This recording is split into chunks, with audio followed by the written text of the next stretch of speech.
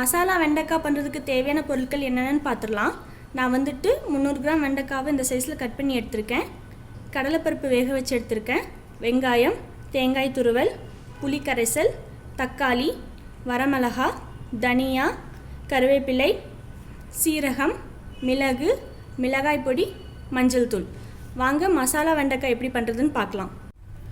First நம்ம masala ready பண்ணிக்கலாம். அதுக்கு லைட்டாக எண்ணெய் ஊற்றிக்கிறேன். இப்போ தனியா, சீரகம், மிளகு, வரமிளகா லைட்டாக வறுக்கலாம். இப்போ கருவேப்பிலை போட்டுக்கிறேன். வறுத்தப்புறம் தேங்காய் ஆட் பண்ணிவிட்டு லைட் ப்ரௌனிஷ் ஆகிற வரைக்கும் வறுத்து எடுத்துக்கலாம்.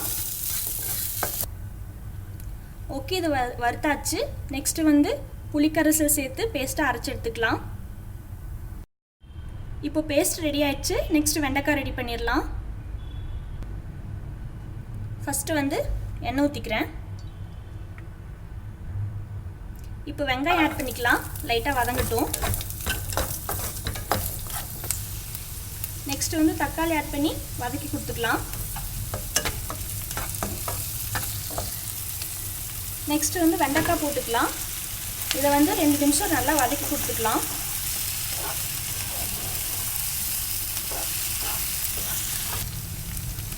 நல்லா வதக்கி கொடுத்ததுக்கப்புறம் மஞ்சள் தூள்,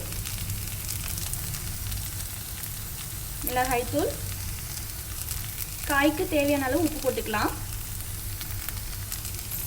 நல்லா மிக்ஸ் பண்ணி கொடுத்துக்கலாம். நல்லா மிக்ஸ் பண்ணி கொடுத்தாச்சு. வெண்டைக்காய் உப்பு காரம் பிடிக்கட்டும். 2 நிமிஷம் க்ளோஸ் பண்ணி வைக்கலாம். ஓகே, 2 நிமிஷம் ஆச்சு. நல்லா வதங்கிடுச்சு வெண்டைக்காய். இப்போ மசாலா ஆட் பண்ணி கொடுத்துக்கலாம். அதுக்கு தேவையான அளவு உப்பு.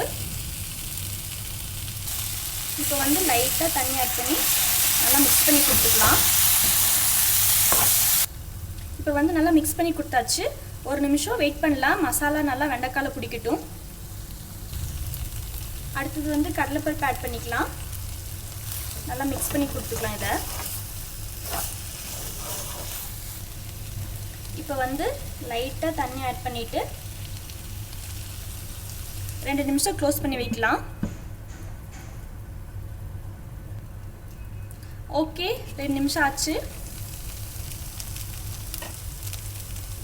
பாருங்கள், நல்லா வெந்து ட்ரை ஆயிடுச்சு.